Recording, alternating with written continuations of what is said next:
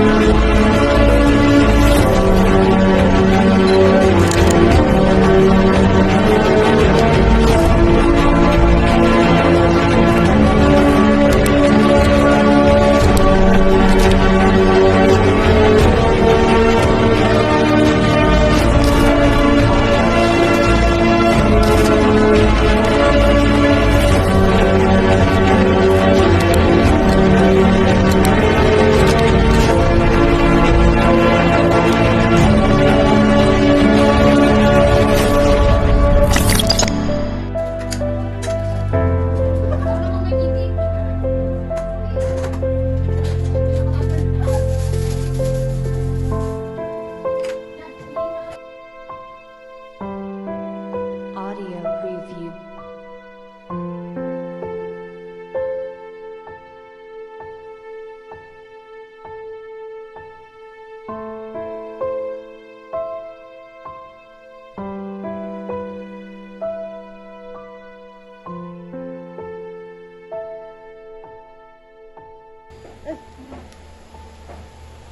Ayan!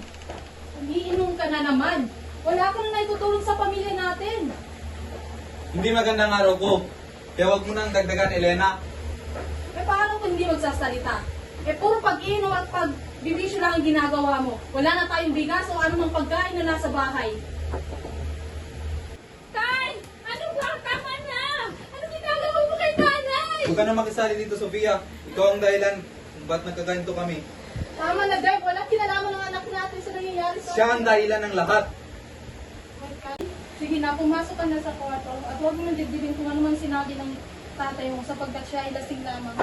Opo. Oh my God! Ang init-init. Nasaan na kay Sofia?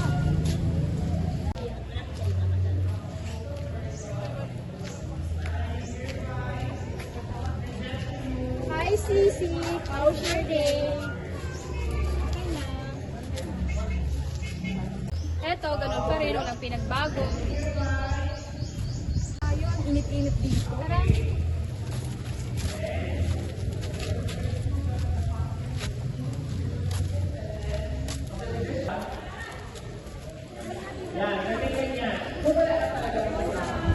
Good morning, ma'am. Ikaw, Lexi at Alexa, mag-usay na kayo doon. Ikaw, Sofia, may iwan kami pag-uusapan natin.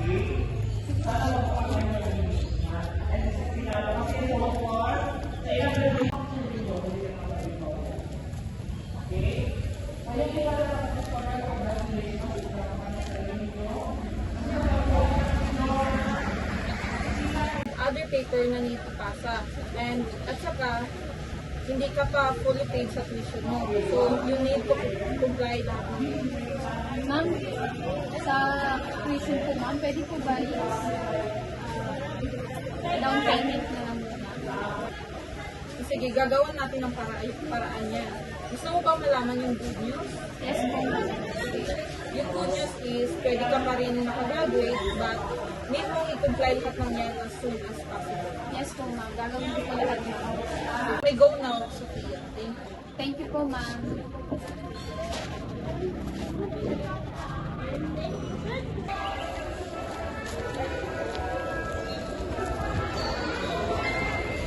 Ano pala yung pinag-usapan niyo ngayon? Kasama ka ba sa graduation? Oo, sis. Kaso, dapat kailangan ko lang i-comply lahat ng mga task na i-analyze ko. At saka yung sa tuition fee ko dapat ma-pay ko na agad-agad. Kasi pag hindi daw, may possible na hindi ako makakasali ng graduation natin. Pwede mo tulungan niyo na lang ako? Lexi at Alexa, tulungan niyo ako. Hindi ko alam kung saan ko ninyo yung pambayad ko sa tuition fee natin. Lalo naman ako, Sophia, kung may right ka magsabi ko. Wala rin ako, Sophia. Paano ba yan? Saan ko kukunin? Alam niyo naman na hindi ako pwede mag-share ng problema doon sa tatay. Lalong-lalo na sa tatay ko. Dahil alam niyo naman yung tatay ko, wala na ginawa ko di magdasig. Yan ka na naman, Sophie, nagdaya ka. Grabe ka.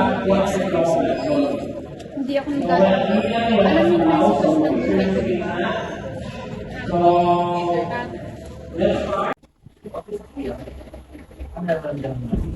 Ang swerte lang ko daw is, yung gabi-gabi po akong umiiyak. Minsan po, pag halimbawa natutulala ako, hindi ko na po namamalayan na tumutulog po yung buha ko. At hindi po ako makatulog na maayos sa gabi. Kuya, ano bang mga ginagawa mo sa class mo? Busy po kasi ako sa aming graduation, kaparating na graduation. So, siguro nung dahil lang din po sa financial problem, at saka po yung about sa family ko. Ano bang nangyayari sa ikaw ba? Nakakaya po sabihin, pero yung dalawa ko pong yung nanay ko, nakakaya man po sabihin sa iyo, Doc, pero yung nanay at tatay ko po is lagi po silang nag-aaway. Siguro, hindi mga kailangan na nila kung bakit nila nasa nila. Kasi, nagkakaroon ka ng trauma sa iyong utak. At, lalo yung dumiin sa iyong pag-iisip is magkukos talaga yun ng pag-iyak ng biglaan, hindi pagkatulog sa tamang oras, pag-iyak ng pag-iisip, at biglang nagbabago ang mga pag-uugali mo, yung mga nararamdaman mo, katulad ng mga sinabi mo kanina. So, siguro gumawa ka ng solution or bibigyan kita ng solution na buksan mo ang sarili mo sa mga kaibigan mo. Pag-usapan niyo yung mga problema mo. Pag-usapan niyo kung ano yung mga kailangan mo. Hindi yung sasarilihin mo lang. Sapagkat kapag sinusolo mo yung mga problema mo sa buhay, mahihirap. Lahat ng sinabi mo, i-a-apply ko. So, matulog ka na ng maaga at iwasan mo na lang isipin yung mga bagay na nagpapagkirap sa'yo. Dahil minsan, yan talaga yung nagpapos kung bakit mas lalala yung nararamdaman. So, Doc, tanong ko lang po, pwede ko bang meron po bang medicine na i-take ko? Kasi ilang araw na po hindi nakakatulog ng maayos. I-recommend ko sa'yo yung sleep well na gamot. Makipagtulungan ka na makatulog ng mga. Thank you, Doc. Bumalik ka lang pag mas lumilit yung nararamdaman mo at hindi mo na alam kung saan ka. Thank you so much, Doc.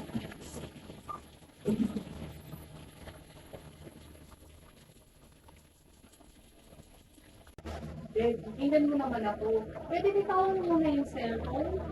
Ang ingay mo, Elena. Pinag-uusapan natin yung mga budget natin sa bahay. Oh, Nay! paubos na yung bigas. Inay! Inay, Tay! May surpresa po ako. Dahil sa sorpresa, problema lang dala mo. Eh, manahimik ka nga.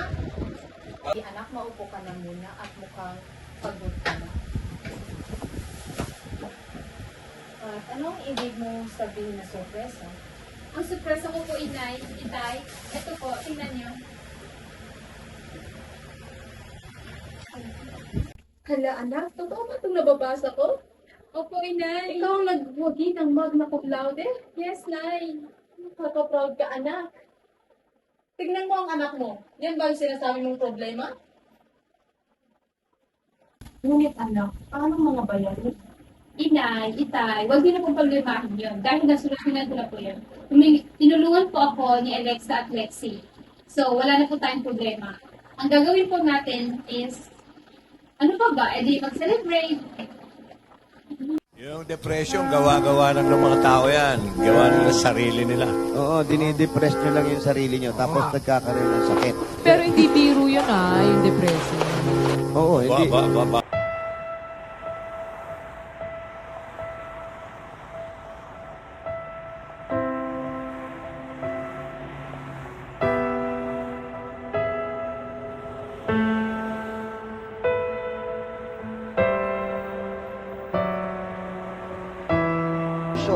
Sakto.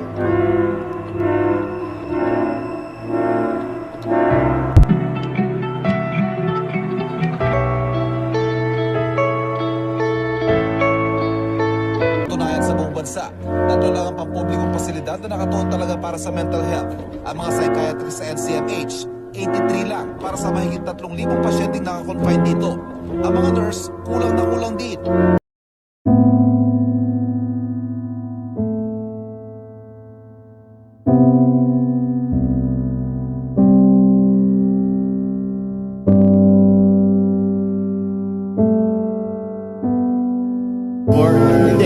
Kasi mahirap Huwag niyo supportahan. Gawa-gawa lang niya. Tapos meron pa rin yung parang nag-suicide daw dahil sa module.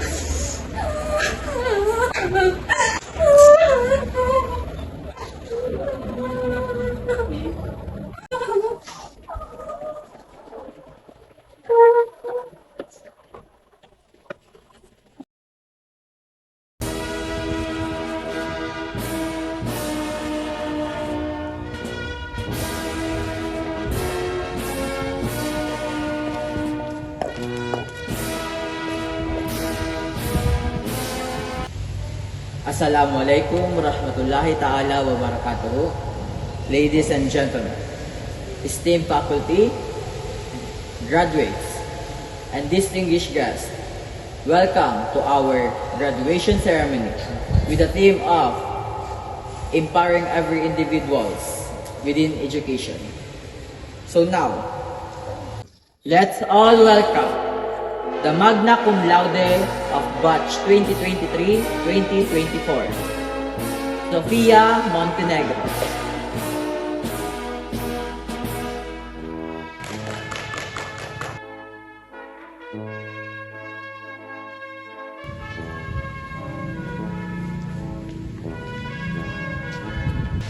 Bismillahirrahmanirrahim. Assalamu alaikum wa rahmatullahi wa barakatuhu. Good morning to each and everyone. Ladies and gentlemen, esteemed faculty and fellow graduates. As I stand before you today, I honored to receive the Magna Cum Laude Award. I want to share a part of my journey that often remains unspoken, the battle with depression. My path today is achievement wasn't just paved with late-night study sessions and academic reading. It was also marked by moments of darkness and doubt. Depression is not a topic we often discuss openly, especially in the context of academic success. Sa muli nating paghakbang papalayo sa universidad na ito, muling tatahakin ang realidad ng mundo. Let's step forward and don't stop to try things that we like and love to do. Let's celebrate this momentum because it's the moment that we live and make new reality journey. Yun lamang po at abutin natin lahat ng ating mga pangarap. Maraming salamat.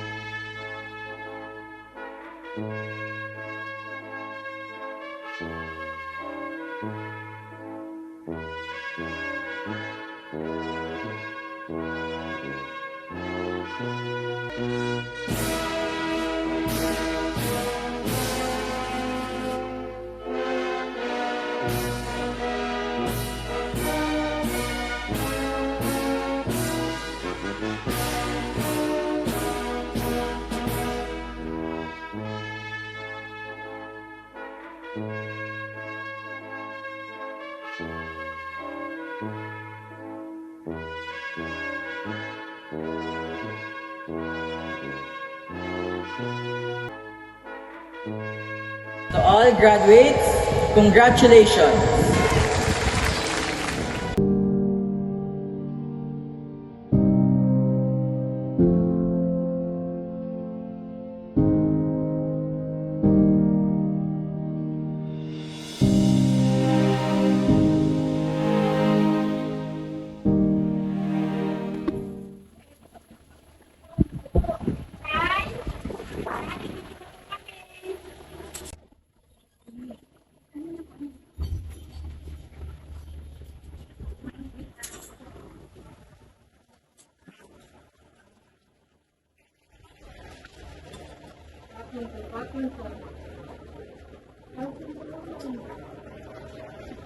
Ay, graduate na po ako. Wala na po kayong kaproblemahin ni nanay. At sa susunod, may trabaho na ako. Congrats na. Proud na proud kami ng tatay mo sa'yo. Salamat po, Nay. Proud na proud ako sa'yo, anak. Anong ba gusto kumain? Celebrate tayo. Ano po, tatay? Oo, anak. Ay, may pera kasi.